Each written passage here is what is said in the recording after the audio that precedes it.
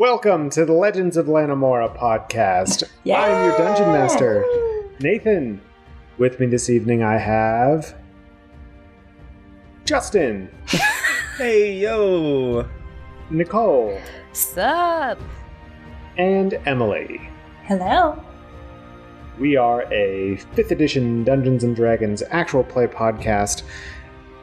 At the end of every episode, I name... Nope, we don't do that bit anymore. I was like, whoa. Reel it in. You're doing so good. We just... please excuse me, we're going through a rebranding. It's 2021. You know, everything isn't garbage anymore. Well, We made it, folks. Isn't it? Well, we're recording this on the 4th. We'll see what happens when this comes out on the 19th. a So, lot of stuff has pretty already happened. It's only the 4th, and I'm gonna say it's pretty similar. Gonna say Tastes that new It's very, game plus. very the same. gonna say that meme that I literally posted like an hour ago from the Parent Trap Yes. when Meredith sees both of them at the Yes. same time, and it's 2021 accurate. Yeah. I laughed so hard outside that I thought I was gonna wake the neighbors. wild. Yeah. Oh, here we are. Welcome to 2021. We did it, y'all. This is the start of season 2. This is season 2, episode 1, y'all. Season 1. We're back with the season 1 crew. We've got, speaking of crew, we've got Drew, played by Emily. She's an Eladrin Grave Domain cleric / Pact of the Shepherd Warlock. We have Nicole, who is playing Take a breath, John. Take a breath, John. We have Nicole, who is playing the Tiefling Fighter, Scarlet. And we have Justin, who is playing Safina Thornburn, the Halfling Artificer of a homebrew Artificer class that I haven't completely finished yet, but we'll get there. So, at the end of every episode, I now do the recap. And so, because this is the start of episode, this is the start of season 2, I'm going to do a brief synopsis of season 1 for you. If you want to get a little more into the nitty gritty, make sure to go back and listen to season 2, episode 0, which we recorded in 2020, but came out last week, hopefully. Or if you are far in the future, it came out years ago. So... What's it like there? Are we trading things again? I'm tired of money. Is Bitcoin taking over? Is Oh, God. Bitcoin good now? Got that cryptocurrency. Yeah. So, in season 1, our heroes, comprised of Drew, Scar, Saf, and, at the time, Agamir, they were on a quest to find undead in the catacombs of Ilar's birth, which is the first part of this world that I've created, Olari.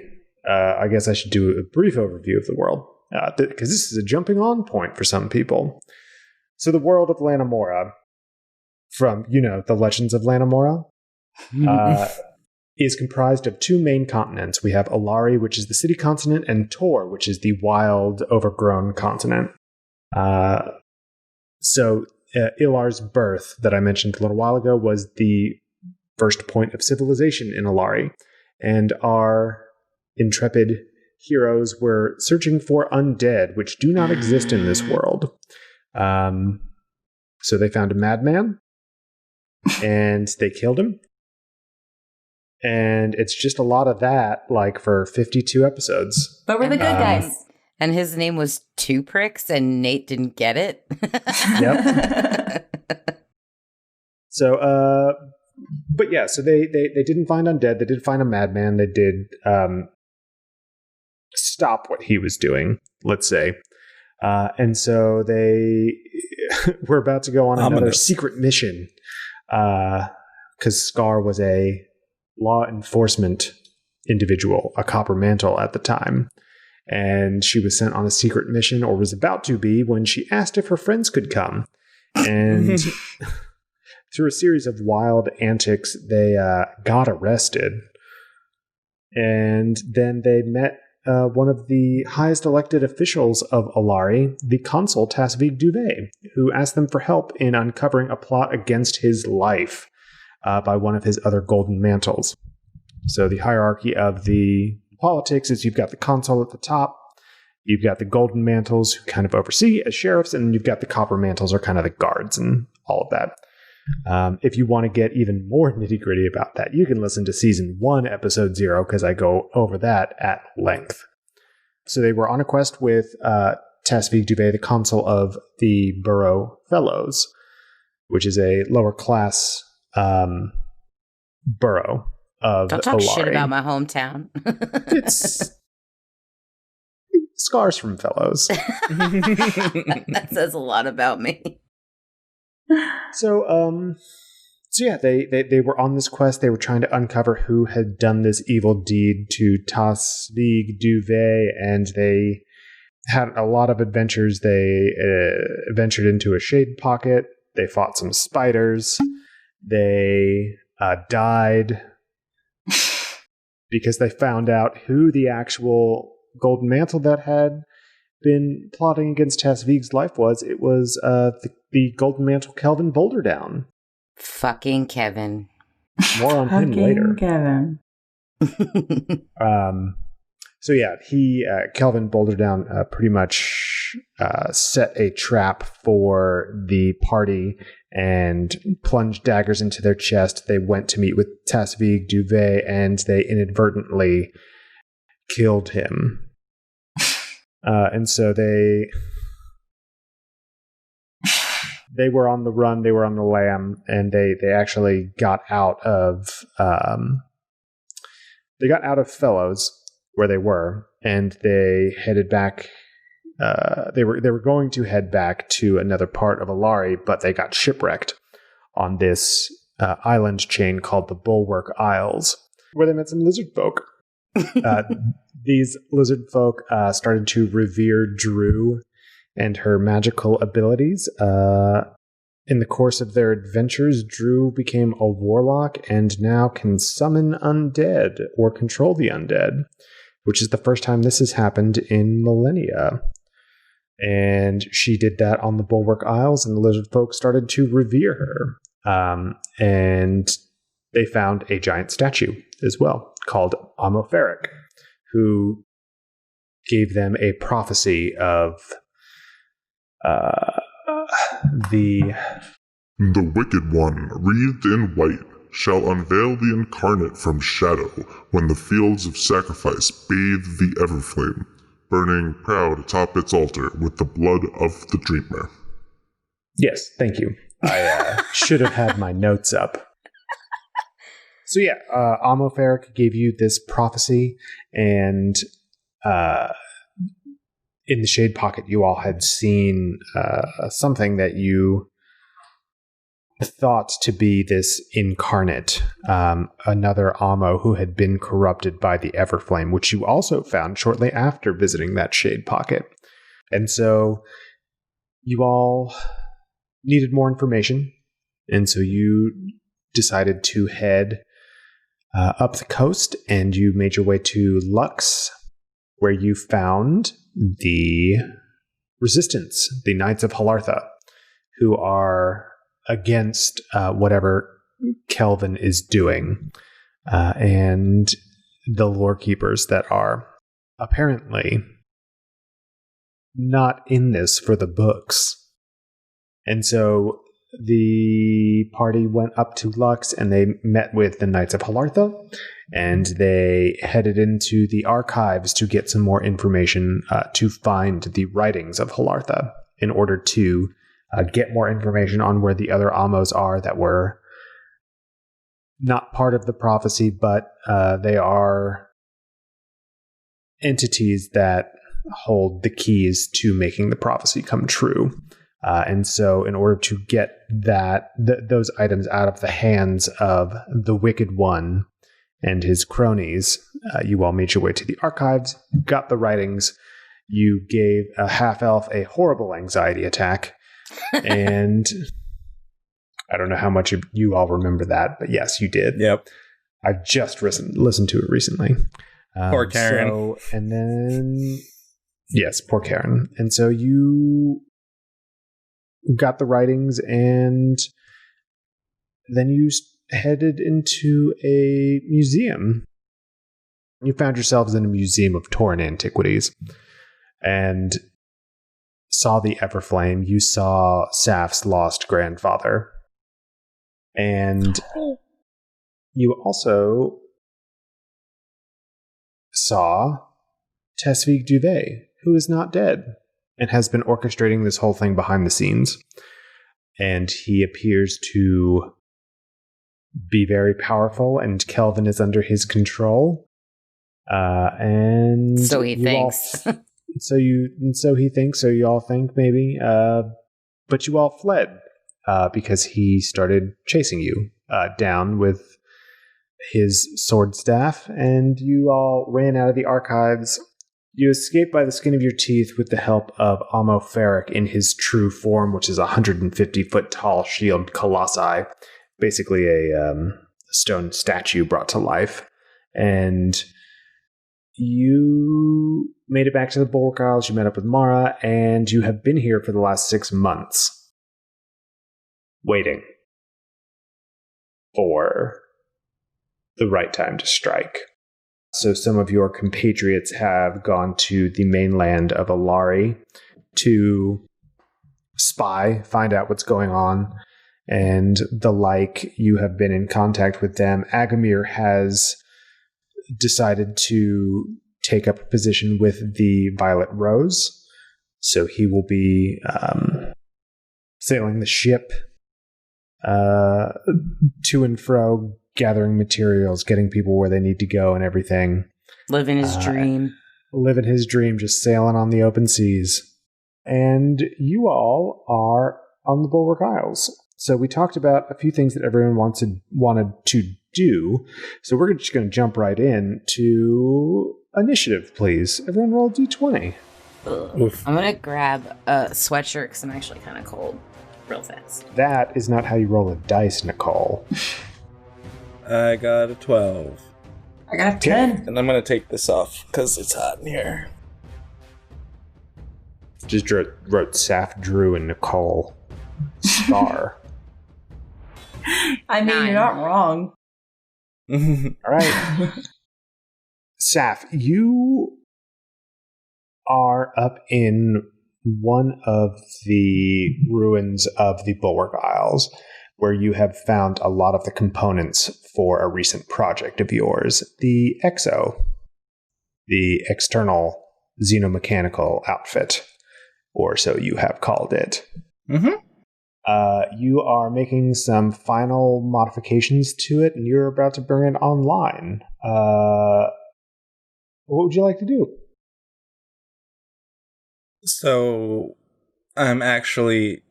Am I like in a workshop-ish type of situation, or am I... What? Over the 6 months that you've been here, you probably would have set up a workshop, yeah. Okay. That's adorbs. Yeah.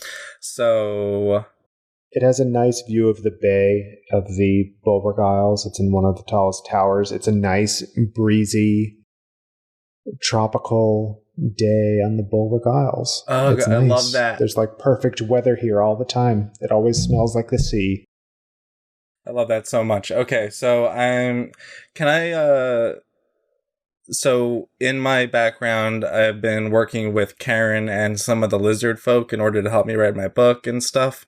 So could I possibly say that Karen is with me in the workshop?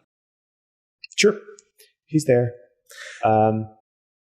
So what was the last thing that you needed to do, Sap? You know I don't like heights. Why do you insist that I come up here all the time? I mean, it's very high.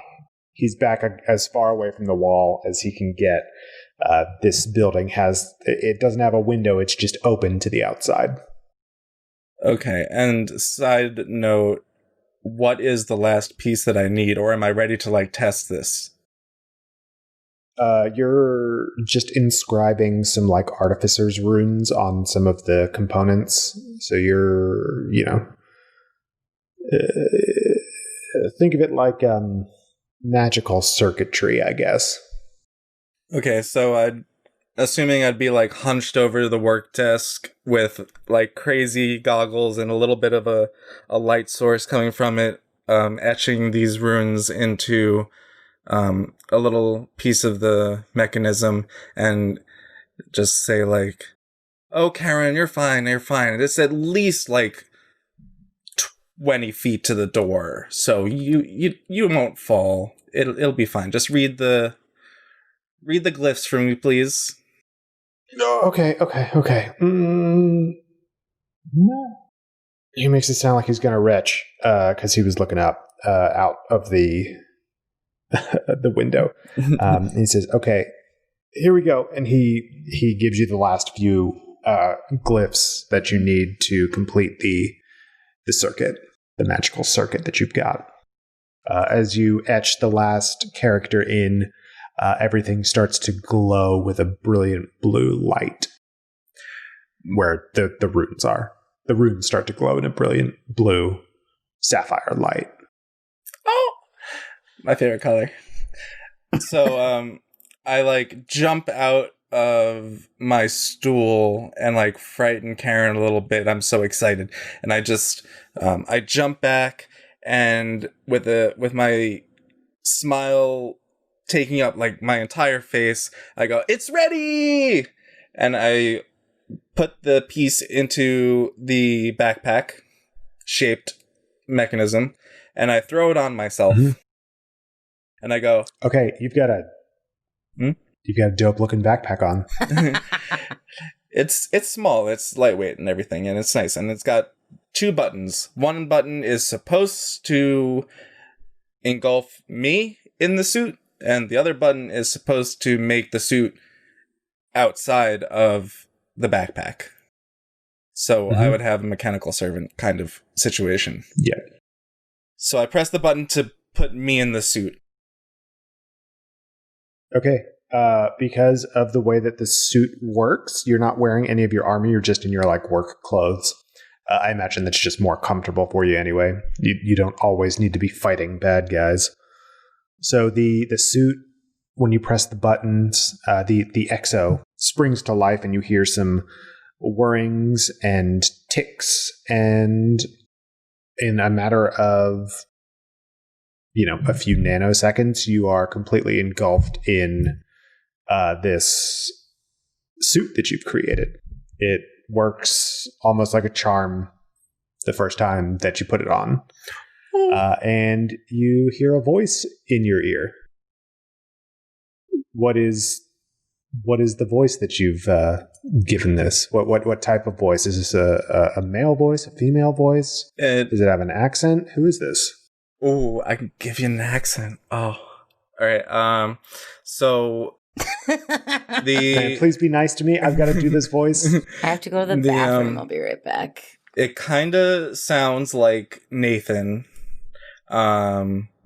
except with like more of a text to speech kind of feeling. But like, it can hold a conversation. It's not like, text to speech is very finicky sometimes. But it's like text to speech meets Jarvis in Nathan's voice, with a hint of sarcasm. So you hear in your ear for the first time, initializing. Welcome, welcome Hi. to EXO. EXO. Input username. Here. And you see a blinking light appear in front of your face. Safina. Insert username. Here. Username. Safina. Insert username. Here. Oh, fuck, there's no keyboard. As you say that, you're blinking a lot, and you see that there's just a jumble of characters on screen. It's like QK6YLJ. What? And you see the cursor blinking. Backspace, Confirm? backspace. No, don't confirm. PPPP0L4. appear after those. Exo, reset. Confirm. Exo, Confirm. reset. Resetting. And the suit goes back into the backpack.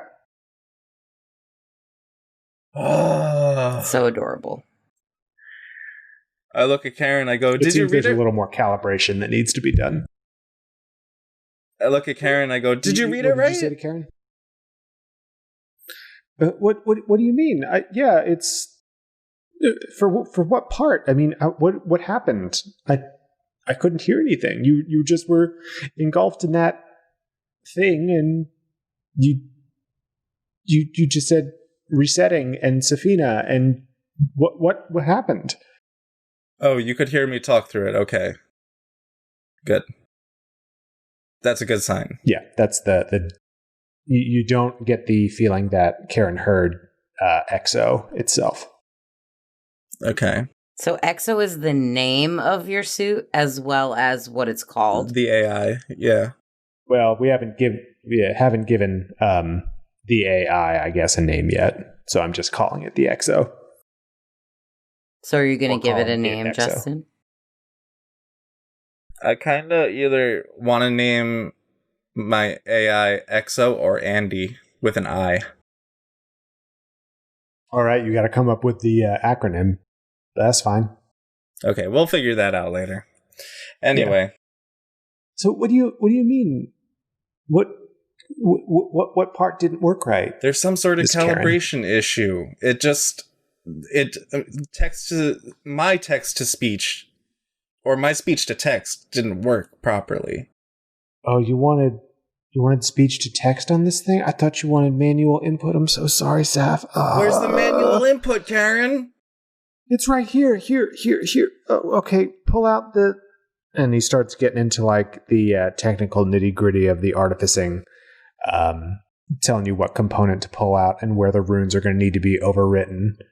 And so after about another hour of work, you put the runes back where they need to be, and you have the suit back on, ready to try again. Okay. Take 12. And I press the button to engulf myself in the suit. Okay, you are engulfed in the suit, and you hear initializing, and you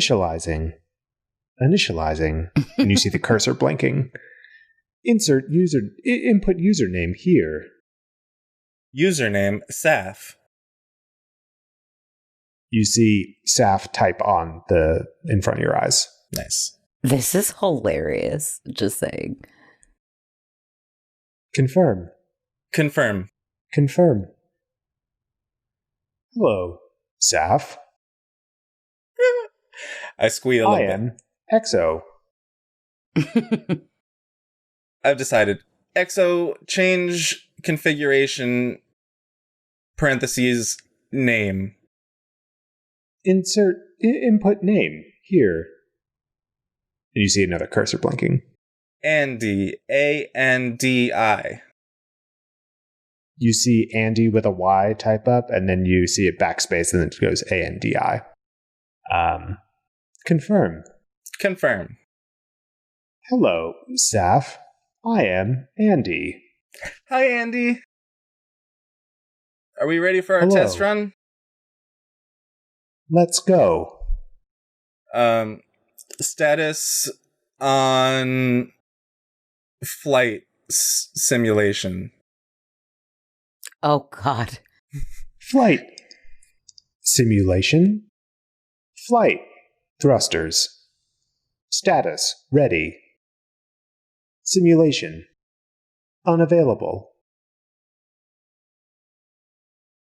Status ready, Andy?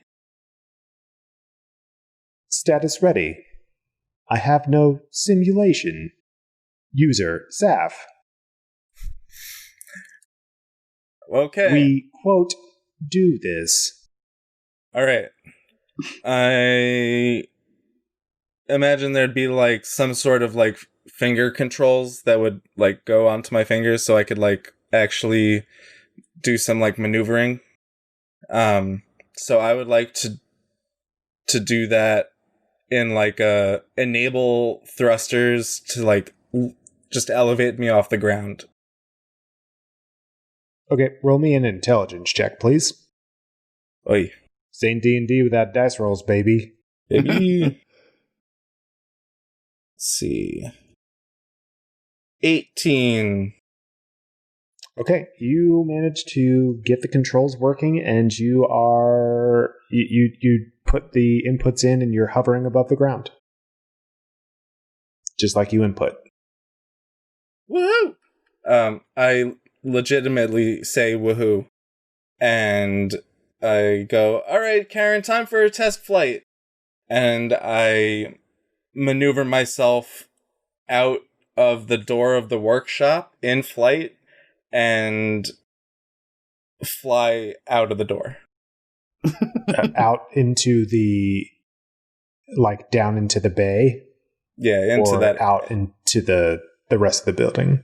Out into the bay area, like open space. Okay, so you're going to go fly over the bay then. Open space, out above the rest of the bulwark aisles. Okay.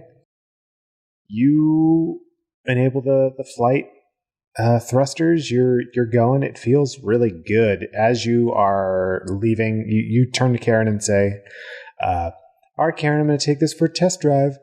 And he goes, what? What do you mean you're going for a test drive? As you zoom off over the bay, and it feels like it's the most exhilarating thing that you've ever done, I imagine, up to this point. You feel completely free, and you're having a great time. The sea air is hitting your face.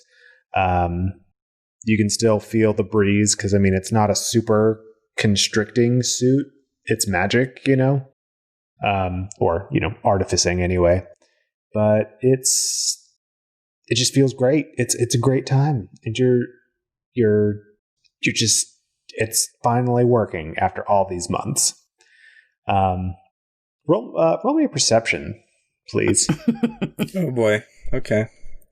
Let's see. What is my perception? Also, Justin, I texted you what I think Andy should stand for. Wisdom is perception. 16 perception. And Okay, you're flying around and you're having you're adding your modifier. androgynous nanodynamic intelligence. What? I don't think nanodynamic is a word. I just picked Hey. random words that I thought sounded fun because, like, ANDI, so androgynous nanodynamic intelligence. What about artificial Or nanodynamic artificer. intelligence? Artificer nanodynamic intelligence. I love that. You know what else is in the real Artificial. world? Xenomechanical, like the X and XO. Yeah, I made it up. exactly. So fuck all y'all. This is a Fancy game. technology.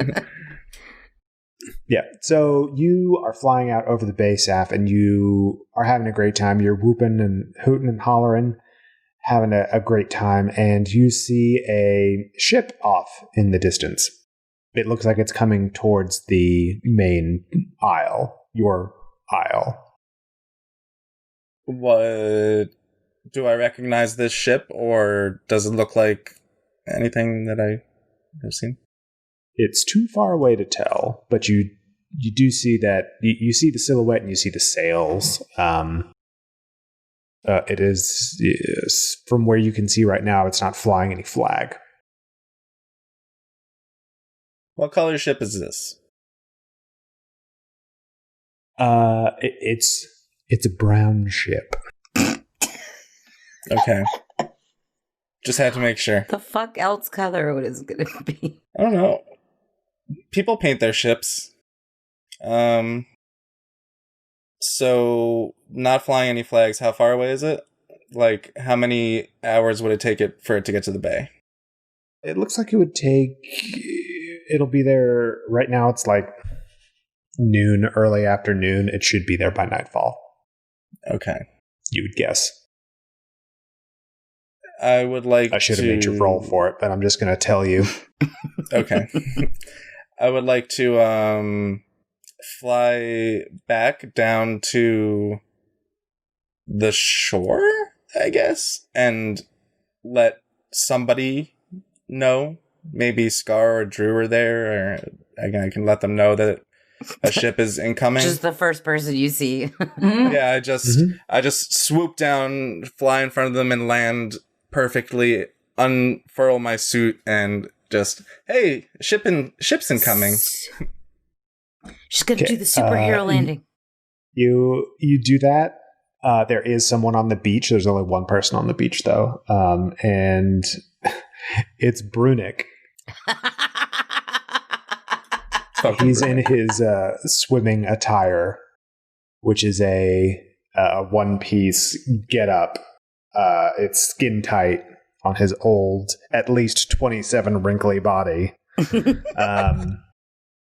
And he's sipping on some sort of fruity drink, and he's got like cucumbers over his eyes. I am here for this. You land in front of him, and some sand kind of sprays, and he goes, what are you? He takes the cucumbers off his eyes. So you got sand in my drink. I'm gonna need a new one. Hi. What? Hi. Ship? Yeah, a ship's incoming. Hi. Where are Scar and Drew? Brunick. I don't know. I've been getting day drunk here on the beach. Shit. Brunick, a whole mood.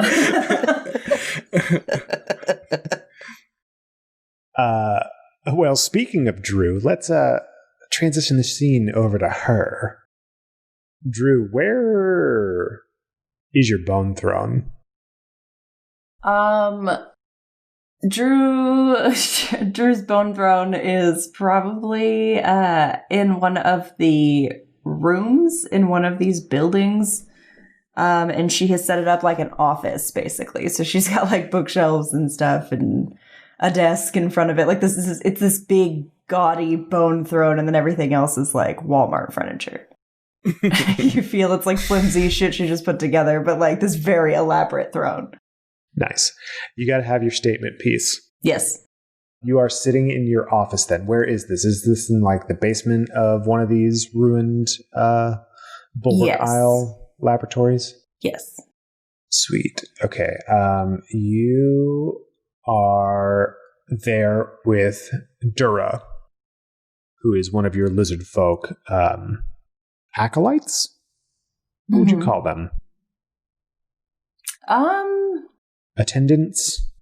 I don't know. Attendants makes it sound like they'd like really do stuff for me, and that's not really what's up. Well, I mean, they're your secretary.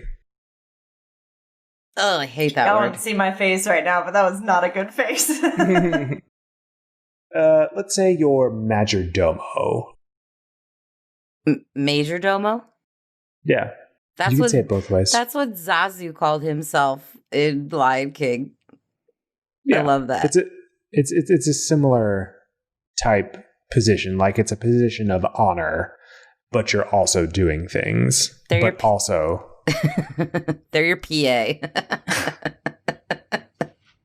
I hate all of these words. Anyway, move on. Anyway, Dura is with you. Okay. And she looks over to you and she says, in Draconic, because you've learned it, she says, it's going to be tough getting these statues moved down here, but I mean, we can do it for you. You sure you want them on this? And she kind of kicks one of the pieces of flimsy furniture, driftwood furniture that you've got sitting on on the side of the wall. Are you sure you don't want us to make you some little thrones? Little thrones for this is out of character for the Amo? Is that what's happening? No, for your office. She's just talking to you about like your day-to-day stuff. Wait, she was saying that it would be difficult to get the statues down here. Yeah, the bone statues. You know, the bone statues we make. Basically, she's interior decorating for you right now. Oh. No, that will not be necessary. I don't require any decorative pieces. You just want the bone throne. I get it.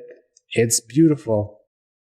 It's this really isn't just decorative. This is necessary, Drew says, and she touches it very possessively. Absolutely. And she postulates herself, and she. No, I'm not a queen. It's weird. Okay, well, sorry, I forget. You don't like that anymore. I forgot. Speaking of which, we've got the emissary from the Central Lizard Folk camp coming. Are you ready for them? The ones that ran you off that one time when you first came here. Sure. Grant them an audience. Your 1 o'clock is here, Drew. Would you like me to send them in? She's like your Miss Sunday. I love it. She's basically the only person who knows what's going on because Drew doesn't know what the hell is happening 90% of the time. So I'll send them in. Sure. Okay. Drew scrambles up onto the bone throne. It's not graceful. You're sure? She turns back and she looks like she's concerned. Yeah. Do you want me to get Scar or Kira? For what purpose? Should I be afraid of this person? Well, they ran you off a few months ago, so... Oh, yeah, but it's just one person, right? Yeah. Okay. She leaves your office, and you hear some booming footsteps coming down the hallway. And the lizard folk that walks in barely fits in the doorframe. Do you remember the crocodilian shaman that you resurrected the first time, Drew? Mm-hmm. The first undead? Mm-hmm. This emissary is bigger than that guy. Cool. It's just full on, it's a big beefy lizard boy. He's a meathead lizard man. They walk in and they kind of give you a look. It's kind of hard to decipher the facial expressions of lizard folk because they don't have the same facial muscles as mammals do. But over the time that you've spent here, you've kind of started to pick up on it. And you see that they are a little annoyed to be there, it seems. Can I interject for a second? Would Scar have seen this person heading towards Drew's, for lack of a better word, lair? No, but we'll get to that laboratory in a second. Okay. The lizard folk looks at you and says, well, it doesn't say, it just kind of goes, yes, can I help you? Oy vey. What can you give us for peace? For peace? Peace. You have driven out the white hair.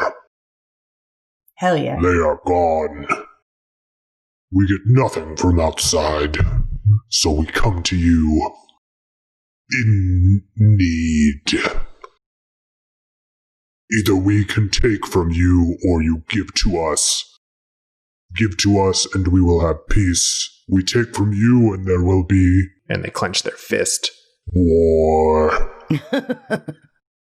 Okay. This is out of character. Again, sorry. Because you just straight up are barreling into this thing and Emily doesn't remember what the fuck is happening. You're the queen. Drew's looking pretty bad right now. Well, that's the whole thing, is that's what I was saying in session 0. Is Drew's that's not her bag anymore. She would get very overwhelmed with that very quickly. She's lived in a cave her whole life, or most of it. So she doesn't want to be the queen. I really want to be the queen. So over the past 6 months, you have recognized that all of the lizard folk tribes had some sort of interaction with Kelvin in some way.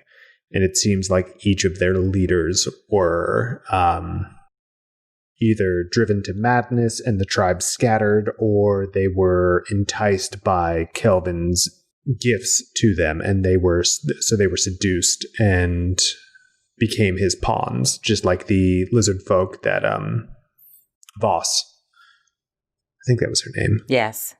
That turned into Joss. a dragon. It was Joss. Yeah, that Joss. turned into a dragon. Yeah, just like Joss, who was the leader of the lizard folk tribe that you are currently staying with in the largest village on the island. So you, over the course of the time that you have been here, have been kind of mediating with the lizard folk that you're residing with and trying to figure out what has been going on, and you're having them reach out to the other lizard folk tribes on the island, because they were once all one civilization at peace. And so when they fractured and they split factions, there was a lot that there's been a lot of healing that's had to happen. And so in some instances, they will send the emissaries to you to kind of talk things through, because even though you don't like it that much, there is they feel some connection because of the stories of what you did with that shaman in that village that time. So now it's your job to broker peace between all these fractured lizard folk factions. Well, not like the final arbiter of peace, but like in specific instances, they call upon you to. It's not like the end all be all of peace between the lizard folk, but you are like a common entity that more like a mediator. Yeah, you were in each of the tribes, and so they kind of all know who you are. They've all heard the stories of you, and so they're wondering, like... Well, they don't trust each other, they trust me, basically. To a certain extent. They trust, to an respect. extent. Yeah. So... a common denominator that they kind of need right now. And okay, so and then so Kelvin and them were basically like giving them things they needed to survive, and now Kelvin and them are gone, and they now have no other connection. They don't have connections to the other tribes anymore. Mm-hmm. So now they are on their own. So they're needing help. Got it. Mm-hmm. So peace or war? Peace or war? Cake or death? I'll have the chicken. I think that... trying to decide, because like season 1 Drew, I think would have a different opinion. In season 2 Drew, we've grown, we've changed. Okay, so she pushes herself up on the bone throne, which she's sliding off of. But that's it's very slick. It's very slick. She like adjusts herself, and she's like. While I don't think that threats are really going to get us anywhere, I think that we can probably come to some agreement here, especially since we're looking for certain artifacts, and we definitely are going to need access to a good amount of underground tunnels that we think run around the island, underground caves that are around the island that we're getting access to. So how about you let us know exactly what you bring to the table, and we'll let you know what we can give you. Roll me a persuasion, please. Okay. That's gonna be 19. The lizard folk emissary kind of shuffles and kind of resets himself a bit and says... you see their face soften as much as a lizard face can soften. Mm-hmm. And they go, our tribe is the best in burrowing and navigating the cave systems and the tunnels. The old ruins go deep. We know the ways. If we grant you passage and show you the secrets, will there be peace? And they kind of look a little hopeful at the end. Drew pushes herself off of the bone throne, so she slides down it like a kid getting off of the couch. But then she stands up and straightens herself and walks over and puts a tiny little hand out to shake and is like, there will absolutely be peace.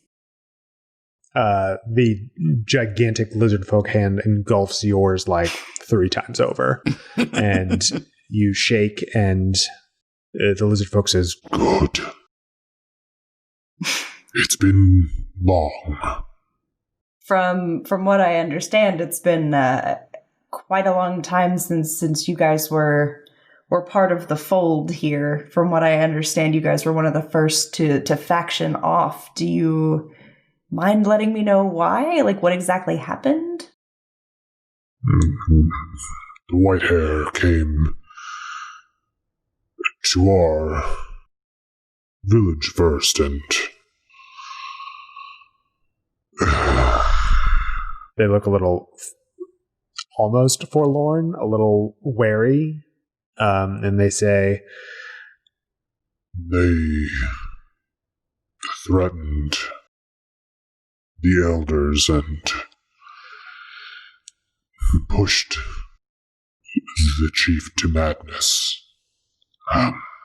And we fell in line after that. The elders were granted magical prowess in return for service. And they kept a tight watch over us. With your help, you freed us.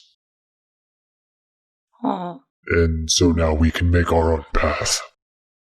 We can burrow our own tunnel. I love that for you. I love that journey for you.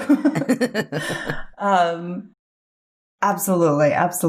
And if you just head right down the hallway, you're going to run into Rebecca. She'll be able to show you the paperwork, and she'll be able to get you in on all of the city limits and all of our regulations. Don't worry, it's not that much. It's just to keep everyone safe, and we will see you at the town hall meeting. Good. Oh my god. and the emissary leaves, and you are alone with the bone throne. Where the hell did Rebecca come from? I love the idea of giving an entire group of lizard folk just typical American names. Jeffrey over there, Rebecca is. I'm going to come up with an acronym for Rebecca, and it's just what I call the group of people who work down the hall for me. They are all collectively Rebecca. Collectively, they are Rebecca. Yes. That's Excellent. Perfect. Oh, I love it. So the emissary leaves, and you are there with the bone throne. Dora comes back in, and she says to you, "Looks like we're done with your book. I hope it is to your liking." And they hand you back your grimoire. Yes. And you see that the grimoire itself hasn't changed a whole lot, but you do see that there's an intricate network of the teeniest, thinnest little bones that you ever did see, kind of embroidery along the spine of your grimoire. Cool. It's Bone book. imagine if bones were lace. It's that kind of intricate pattern with itty bitty bones. That's dope. And she says, "I hope it works to your liking for the trapping you'll be doing."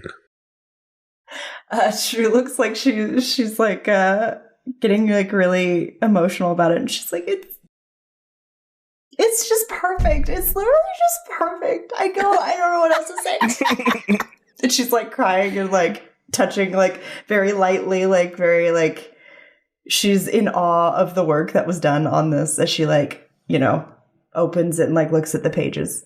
You feel that there is a power coursing through the book. You being here on the Bulwark Isles for so long, in the place where you first summoned the dead to do your bidding, and you feel that same sense here with that book. You get a feeling that isn't going to leave anytime soon. Cool. So do I get to, out of character, talk about like what this book does? Not right now. We'll talk about it later. Cool. Okay. Yeah. I didn't know there was a whole thing about this book. This is awesome. After our session, we can talk about it with Justin and Nicole, but we'll save it for later for the listeners. Hold back. Don't give them everything Hold back. And just to be clear, this is the same book that Drew had when Saf rudely burst in on her in her home in the first episode. Which I profusely apologized for. I did not mean to get you kicked out. She'll literally never forgive you. I thought we were friends. We're friends, but she'll never forget. It's all theft. We're friends, but she'll never forget. You ruined her fucking life. It's funny because she'll never forget that you saved her life. So exactly. How does that make you feel, huh? And now I raise the dead. But anyway, it's the book that she had. She found it in Idrindin's tomb, and that's what she originally was looking at. She didn't fully understand it, certain parts of it, until we came to the Bulwark Isles. And I was able to read some more Old Common and figure out some things about this book. You hear a bell tolling above you, that's signaling that a ship is inbound. Ship. I was going to say something really sad. I was going to look up and be like, Agamir. Aww. But I'm not going to do it. So ship's coming. Cool. I'm going to put the book. I'm assuming I have some sort of bag. I'm going to put it in there. And then I'm going to head out. I want to see who's coming. Okay. You put the book away someplace safe and you start heading up. And that's when we get a scene change. And it's time for Scar. Yes, queen. Scar, where do you train here on the Bulwark Isles? I feel like because Scar is so much like me as a human in real life, Scar would want her battling, prowess, if you will, to be on full display because she is also a Gryffindor like me and can't do anything without being seen. Pixar, it didn't happen. And so she'd probably be, where that statue was? That was like kind of like the main square when we snuck into that. When the pirates were looting. Yeah. Mm-hmm. That's kind of like where people congregate. Typically, that's kind of like the main square. So town square, if you will. So that's kind of where I train with whoever wants to train with me. Mostly Kira, and because she's also a badass. And I feel like I've been using, since it's like a middle ground, and I've been practicing my sneaky skills in my full plate armor. At night, I can like creep from like hut to hut, and that's how I've been practicing that. So like main square is where I'm at. Okay, so Scar, you are in the courtyard of the main settlement. So you just looked up and you saw what you're pretty sure is Saf flying overhead. So are you in a sneaky phase right now, or are you in an attack mode right now? Why does it have to be one or the other of those things? Just answer the question, Scar. Sneaky. Roll me a stealth then. Okay, how did we say that this was going to happen? We said it like kind of cancels each other out or something like. No, you don't have advantage. You still have disadvantage on stealth rolls, but you add your... Did you go with expertise in stealth or just proficiency in stealth? Proficiency. Okay, so you just would roll a d20 or twice, take the lower number, and add your dex modifier plus your proficiency bonus. Okay, so that's 1, 2. Okay, so the lower one was 12. Mm-hmm. Plus my dex, 15, plus proficiency. So 19 altogether.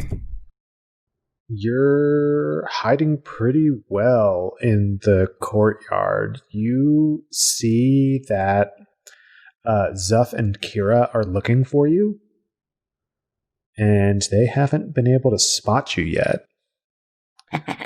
And you hear Zuff say to Kira, it was a little jarring the first time that you heard Zuff speak because he had been so silent for so many months that you had known them. But Zuff says to Kira, "She's getting better at this. I don't like it." And Kira says, "Shh. If you make too much noise, she's going to know where we are. She'll hide again." You're right. Let's go. And they continue searching for you, and they get near where you are, and they completely pass you. They don't spot you at all. And then you feel something in your back. I don't like that. You might be able to outsmart them, but you can't get past me. Damn it, Reg! I'm small. I can get in these tiny spaces. They're too big. You got to think about that. You got to watch your back, Scar. You got to watch out. That's why I have you, Reg. You got my back, right? Well, I mean, I guess I kind of got to now, huh? I mean, yeah, I got your back. And he kind of like runs his shoulder into you. He hits you in the thigh. Because, goblins are super small. Love it. So you want to try and jump them? Try and get them? Absolutely. All right, let's go. Roll me another stealth. Ah, fuck me.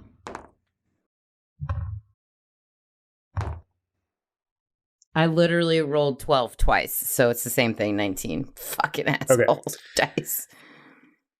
All right, you go out from where you're hiding behind some boxes or barrels, or it's just stacks and stacks and stacks of fish and bones. Stacks on stacks on stacks on stacks. Stacks on stacks on stacks. And you get out and you sneak up on Zuff and Kira, and you do the same thing to them that Reg did to you, and you kind of it's this game that you've been playing where you just kind of put the pommel of your weapon into their back and say, "Gotcha!" Like you're Tag. out. And Love so, yeah, it's like a weird version of Sharks and Minnows. Oh my God, Nate. You just brought me back to my childhood when you said those words. I love it. How did I know? I definitely used to play that game at summer camp, like literally all the time. Mm-hmm. Yeah. Love it. So it's basically Sharks and Minnows. You call it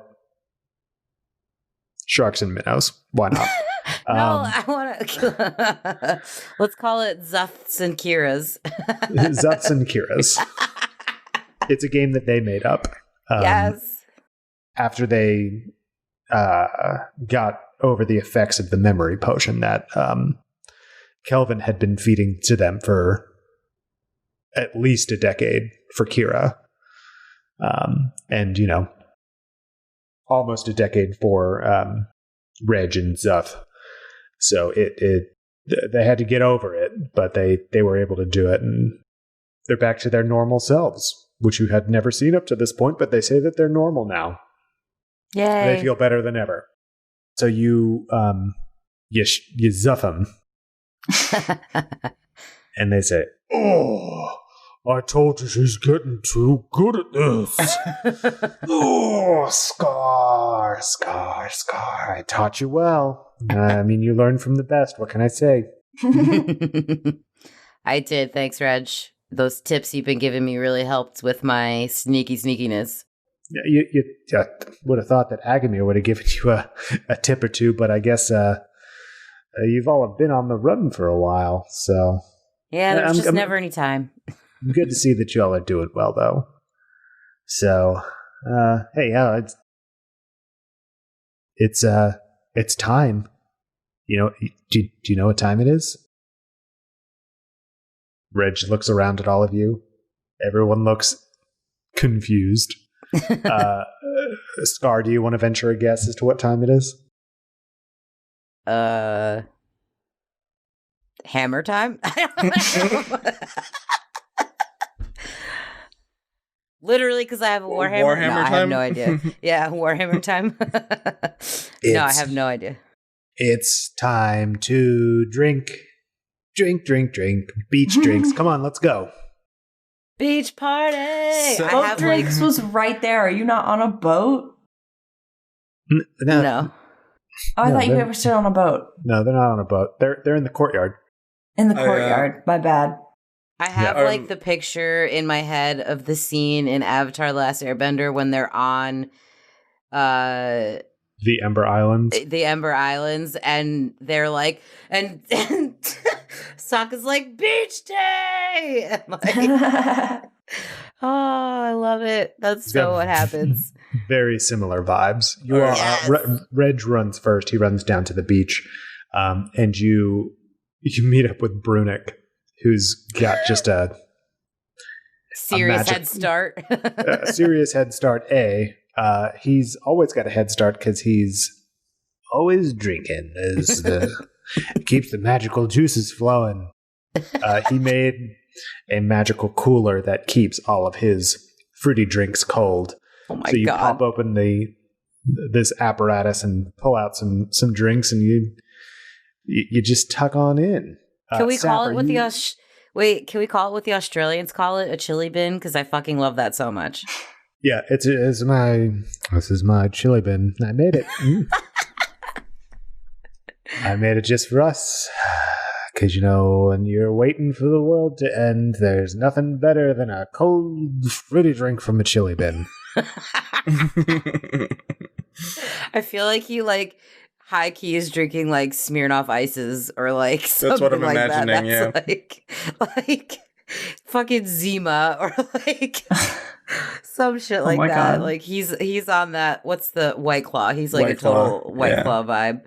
Yeah. So he's got the shutter shades on that he made out of like palm fronds. Saf, are you still at the beach?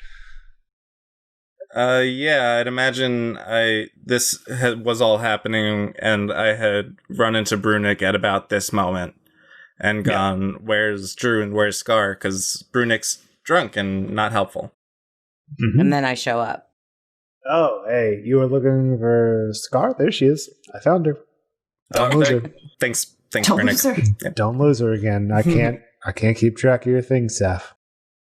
Okay, thanks, Brunick. Starts sleeping. His drink starts to fall out of his hand, and he snaps it back and does that thing where you kind of look for the straw with your mouth, and then he eventually finds it and. I look at. Oh, hey, there's Scar. I look at Reg, who is coming with Scar, I guess, right? Yep. And I look at my sundial watch and I go, "It's 5:01. You're late." And I pull out some drinks from the chili bin and hand them out. It was definitely not 5:01 because he said it was like noon when you started flying. And Brunick said he was day drinking. Yeah, so it's like probably like 12:30. Yeah, I mean It's 5 o'clock, 5:01 somewhere. it's not. Yeah, I mean it's sundown somewhere, right? Sundown somewhere.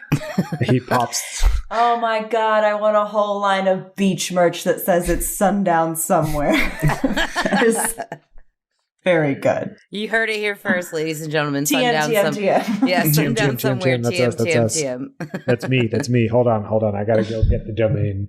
I want like a picture of Brunick on his little beach chair with his cucumber eyes and his fruity drink and his chili bin, and then it says it's sundown somewhere. Absolutely. It's like an old Jimmy Buffett shirt. That's what I need. That needs to happen so badly. Yeah. So Brunick looks at you, Saf, and says, "Hey, wait. Is there a ship? The ship? Brunick. Yeah. You said there's a ship? Yep, there was a ship. Hey, Are we expecting anyone? Holds up no. Mm-hmm. Yep. Nope. And he holds up his forefinger and his thumb like a finger gun, and he goes and he points it towards the dock, and he goes, I bet you five gold. I get it. I can make this happen. I bet me. Wait, make what happen? What happen? I bet. Say yes. Bet. yes, and. Yes, and. And he goes, he literally says, pew, pew, pew, pew. And 4 magic missiles fire from the tip of his finger and hit the bell on the dock. Ah, that's the bell Drew heard. That you use to signal that there's a ship coming. I did it. You owe me. And he holds out his hands. He just drops his fruity drink and says, "You owe me." And he holds his hands out. Yeah, I pull some like nuts and bolts out of my pocket, and they're gold, so they look like gold pieces probably to him, and plop them in his hand and go, "Fine, you win." He bites one of them and says, "Okay." A deal's a deal.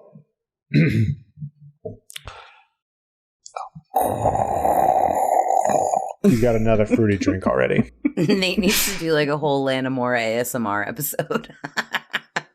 Okay, so after a little while, y'all are sitting on the beach at 12:30, and Drew comes up. Hates the sun. Hates the sun. Hey y'all, it's Brad out here. What's up? Are we like expecting somebody? There's a ship approaching. Did anybody know about this? So I just asked you. I'm assuming no. No one knew. I look at Reg, expecting them. Why are you looking at me? Why would I know of anyone coming? Well, none of us in charge? I thought one of us was in charge. Well, you're the one with the bone throne. I mean, Dorena's in charge, right? I was waiting to be like, where's Dorena at? She'll probably know. Where's Mom? Yes. Where's Mom at? Mom knows. Ask your mother. At this point, you see that there are people starting to congregate in the courtyard where Scar was playing the stealth game Zuth and Kira's with Zuth and Kira and Reg. And you see that the ship is getting closer. You still can't tell what it is from where you are on the beach now. I was going to be like, can we see insignia yet? So I feel like Scar would definitely head towards that way and be like, we have to find Dorena. She'll know what this is about. Yeah, I guess we should stop drinking. Or should we to go? Is that? No, we can't. Should we? No, we should. As I'm doing it, I'm like double fisting. I'm double fisting, like. Reg pops one of the tops off these fruity drinks and gives one to Drew. There you go. She looks like she's like, okay, thanks. And then as soon as he turns his back, she drinks it like in like one go because she like really loves the taste of these things, but like wants to be cool. Nice. So you all go into the courtyard? Yes. Sure. Okay. Everyone roll perception for me. / insight, I guess. Either one. 15. That is an unnatural 20. 24. Okay. Saf and Drew, you see that everyone kind of looks a little uneasy. As if no one that you see there was expecting a ship right now. Hate that. Scar, you get a similar vibe, but you don't sense, I guess, the urgency with it. You see Dorena is pretty close to the docks, and she has a spyglass. And she's trying to make out what is happening. Let's go to her. Yes. I walk up to her, pull out my binoculars, and I look with her side by side. Okay. Are you seeing what I'm seeing, Saf? Out of character. I don't know. What am I seeing, Nathan? You see a ship. It's unmarked so far as you can tell, and it is still not flying any colors. It's just a mid-sized ship. Plain sails. Nothing really descript about it. In that case, yeah, Dorena, this is weird. Should we... What do we do? Should we fire off a warning shot or something? Or is there a way to contact them? Do we have a cannon? What do you mean a warning shot? Fire a warning shot? What you want to fire off one of our defensive salvos? Really? One of our mortars here? I mean, we don't know if they're friend or foe. I guess we have to just wait and see. Maybe they'll just bypass the isle altogether. I mean, barely anyone knows that there's life here. I mean, the only other people are, Mara and the Violet Rose, and Kelvin. So it's possible it'll just sail right by. It looks like they're heading straight for the bay, though. Doesn't it? It does. So... Should I go take a closer look? What do you mean? How would you do that? Oh, were you flying earlier? Did you get your thing to work? Oh, was that you? Yeah. It works great. Oh, well, I mean, that's I'm great job. Thank you. I'm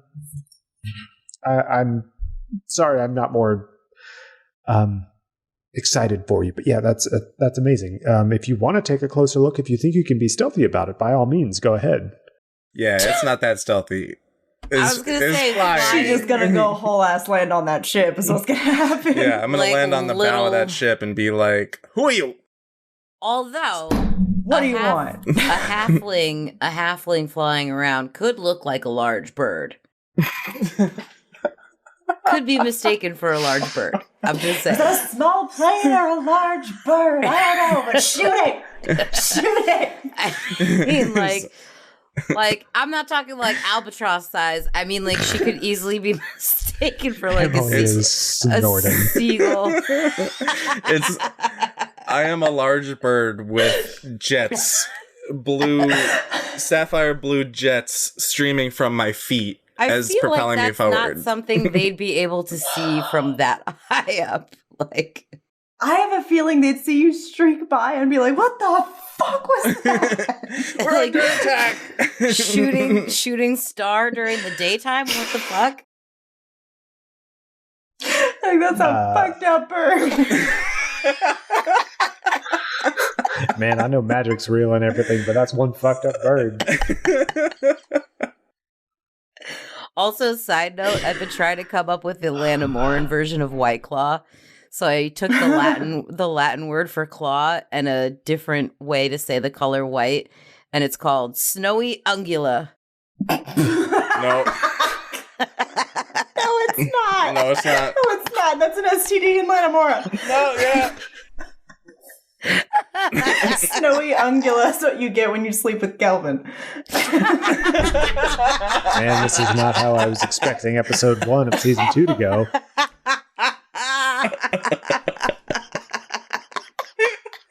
There's an ointment for it.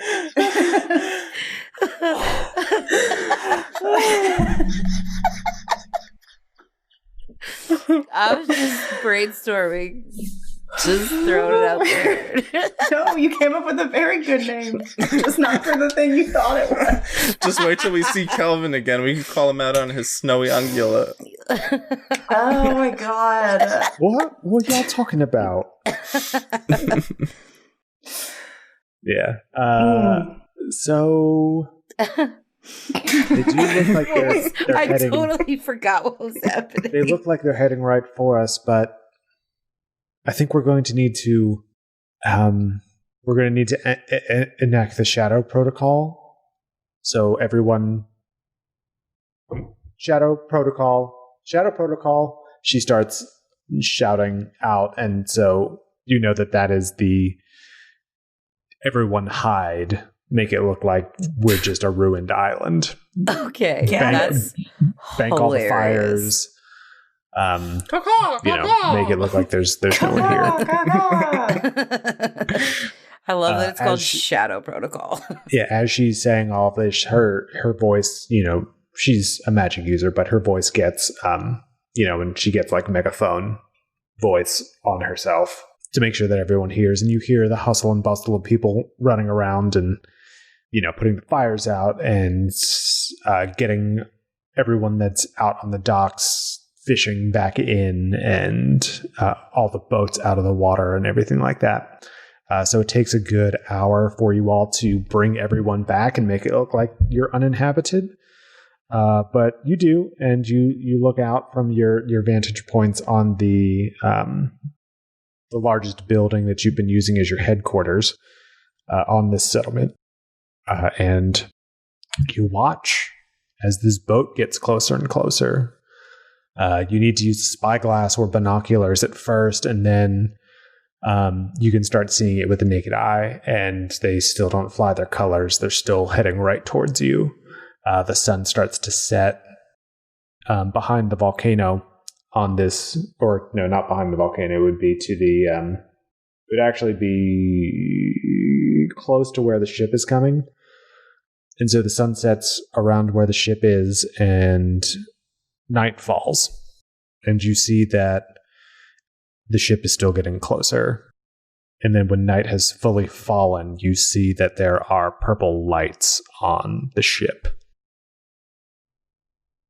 Violet Rose? I was just thinking that. Does that mean that?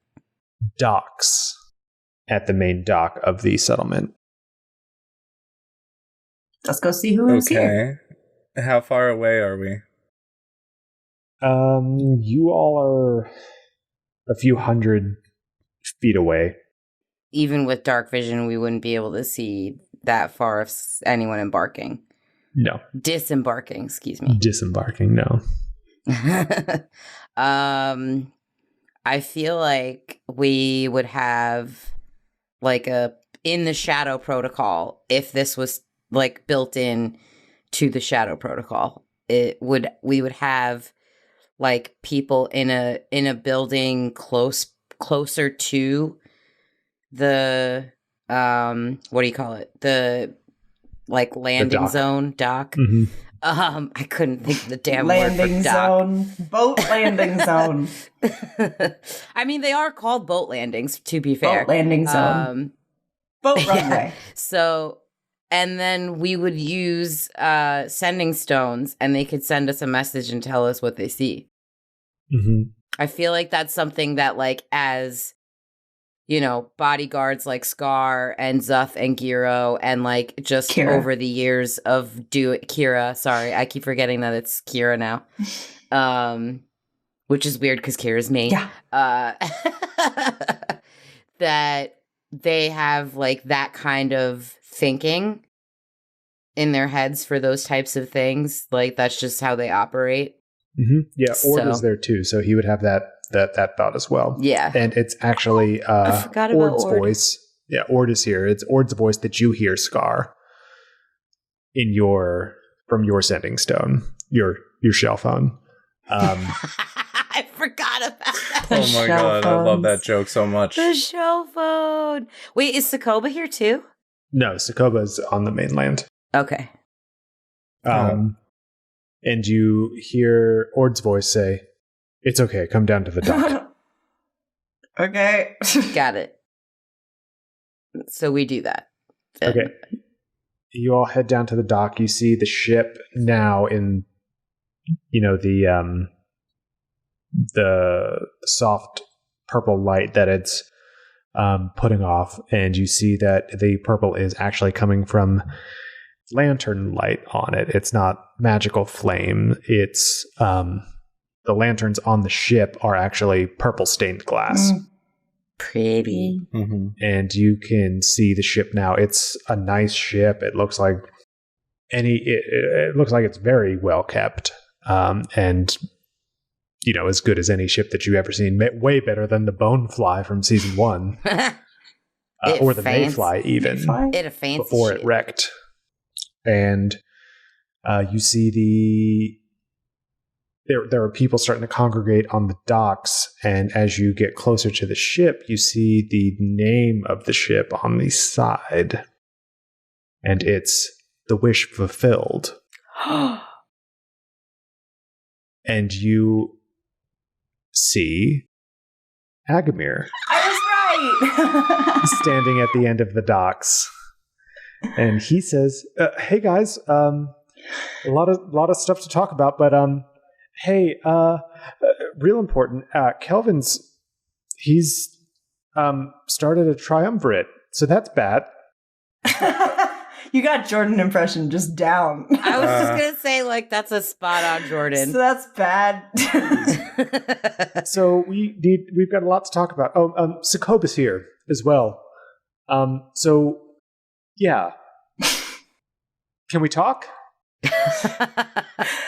And that's where we're going to end the episode. Oh, I love that. Okay, so let's just say amethyst is a purple color, right? Mhm. Amethyst is a purple gem. And that was his first ship, the Amethyst Wish. And now his ship's called the Wish Fulfilled. Yeah. Nathan, that is the greatest thing I've ever heard. Kudos. He's I don't good. know if you all remember, but the Amethyst Wish was up for sale at the end of season 1. So did he buy it as and well. renovate it Fee Joanna Gaines did? Yeah, Saf is going to keep it to herself that renaming a ship is bad news. No, there Not are if you redo certain ways that you can do it. When it passes ownership to a new person, there's a certain kind of ritual. If you look it up in boat lore, I know someone that had to do this. It's true, actual boat lore. Ship captains type shit. When you're renaming a boat, there's a whole thing that you have to do. And I don't think you have to do Shipperstitions. Yeah, shipperstitions. I don't think you have to do it if it passes ownership to a new person, because then a new person owns it and then they are claiming it as their own. So that name that they give it is now what it is, without having to do all sorts of weird shit. I imagine that there's something too if it goes into dry dock or something and then it's rechristened. Yeah. But anyway, this is a magic boat, and Us with your Magic boat. weird boats, shipperstitions. yeah. Well, hold on. Let me do the whole rest of the thing first. Thank you all so much for listening. I hope that you had a great time listening. I hope my players had a great time playing, and I had a great time DMing. The legend this week. Almost said idiot. I mean, We did don't we do that anymore. We've grown. go into what we're doing? We're with naming all a this legend stuff now? and a lol, right? That's the thing. Yeah. We're better people now. We're the same people. We just have better ideas. That's totally true. We're trying to be Fair. better people, we'll say. Okay, Yeah. so at the end of every episode now, this is season 2. We are now Legends of Lanimora. We are no longer the Village Idiots. We are doing away with the Village Idiot itself.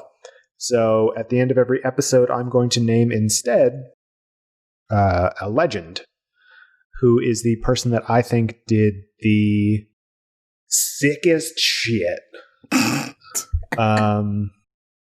And I think the person that did the man, it really okay. All right. The person that I think did the sickest shit this week was me, because I mean, you all didn't do anything. I was gonna say, like, how long before you name yourself the legend? I jumped out of like a 60-foot story like workshop and Saf flew literally over a bay. flew. Please, it was much higher than that.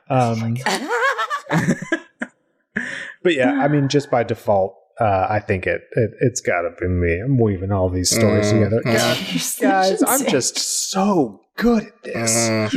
Did you see your reactions to seeing the wish fulfilled? Like, that was super good storytelling, y'all.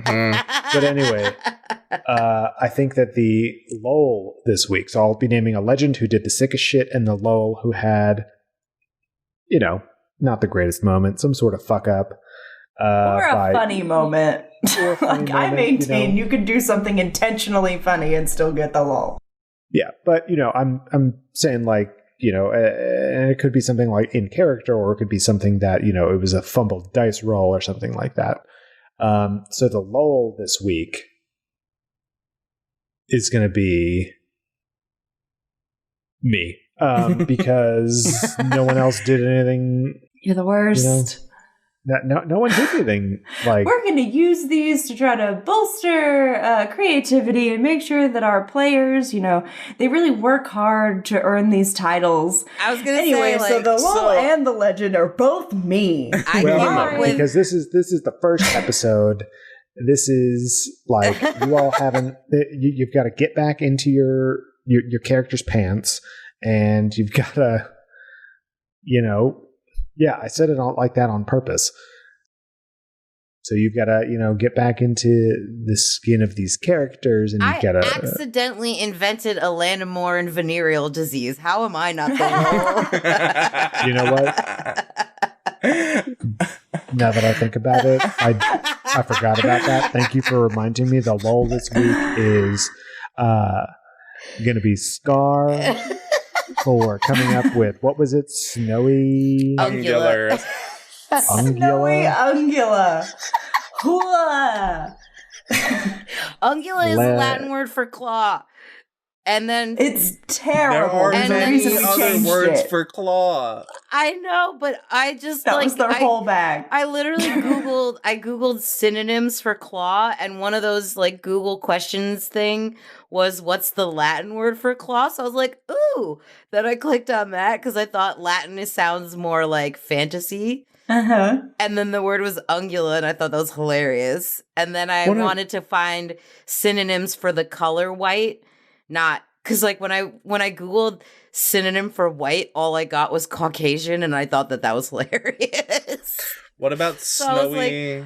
I wasn't talking about a person. I was talking about the color. So then all these other words for white came up, but most of them had the word white in it, like lily white or like white-tinned. And then the only one that didn't have the word white in it was snowy. So there you go. What about there you go. Snowy Talon? That's what a white claw been much better. That was the vibe you were going for. Well, that's what I was going for, but I inadvertently invented Kelvin's venereal disease. well, here's the thing too. It's like it's white. It's the color, so it's not like snow and ice are white, yes. However, they could be blue. So you could go the opposite direction and say like ivory talon. See, but also snow, cold, drink. I couldn't think of words for white. Like I couldn't remember other versions of the color white. Like I couldn't think of ivory. I don't know why. So, but you see, we can't just say that the drink is cold because Coors Light has like the market cornered on all that. We can't just do it. It's cold as the Rockies. Listen, if you want me to go into the whole thing, if you want me to go into Coors Light's marketing campaign, listen to the first episode of Dilly and Dally. Oh my God, yes. Because I do go into that a lot. yes. And it's very funny. But I do like Ivory Talon as the Lanimora version of White Claw, and that is 100% what Brunick is addicted to. I wouldn't use the word addicted. Let's not get weird. Let's not addicted. Let's not have to put a trigger warning on this. Yeah, no, not addicted. It's that's his drink of choice. It's not just cold, it's cloistered cold. Because it comes from the cloistered peaks. That's so if you've got any other names that you would call Ivory Talon or Snowy Ungula, you can reach out to us on social media, right, Nicole? We have a Twitter. It's at Lanimora Pod. You can go there and talk with us, or if you want to talk to us personally, you can find me at Nicole the Nerdy. You can find me at JMH_Novi. I'm at Neurotic Good. You can find me at _Squid Toaster. We also have a website, Novi Studio. Okay, it's it's novistudio.io. We have a ton of good stuff up there, like an about section where you can get to know us, our seasonal champions. There are fun facts about the world, tons of art, and a link to our Patreon. Speaking of Patreon, want to hear more from Novi Studios and our other content? Well, you're in luck because we have a Patreon. For just a couple bucks a month, you'll have exclusive access to some DM insights and behind the screens. Listen to Nicole and I BS and What's What with Dilly and Dally, and even a mini prequel campaign set in the world of Lanimora. If a subscription to our Patreon is too much of a commitment for you, we'd love if you could leave us a quick review on iTunes. If you enjoy the show, tell your friends about us. New episodes come out every other Tuesday, so stay tuned. Hey, you know what I just thought of? I don't like that our Patreon's behind a paywall. For the next month, let's take that paywall down. You don't have to. We're smashing walls, baby. We're breaking walls. We're breaking them down. Breaking them down. You know, Otis, what is it? How do you say it? Modus operandi. Modus operandi. Jesus Christ, Nicole. Yeah, so this is actually something that we've been talking about for a little bit. We want people to get in to be able to listen to the mini prequel campaign. Because it's 10 episodes. It's jam-packed with a lot of information in there. It ties together Season 1, Season 1.5, and nothing with the winter episodes. But it will have implications for Season 2. So if you want to get the chance to listen to that sweet, usually behind a paywall content, listen now. For the month of January into February 2021, you can listen to that content for free because we're taking down that paywall. But anyway, thanks you so much for tuning in to episode 1 of season 2. I'm so excited about what's going to happen. And we'll see you in 2 weeks, folks. Let's be legends. No, I'm just kidding. Now we have to. Let's be legends. I like the idea. Why can't we all just yell, "Well, let's be legends" at the end of it, and let that be our outro. That's because you've been complaining that we're still doing that awkward, weird thing. You're like a whole fucking year, and we're still doing it like this. Man, we're rebranding right now. Okay, on the count of 3. 1, 2, 3. Bye. I hate you. I knew you were going to do this.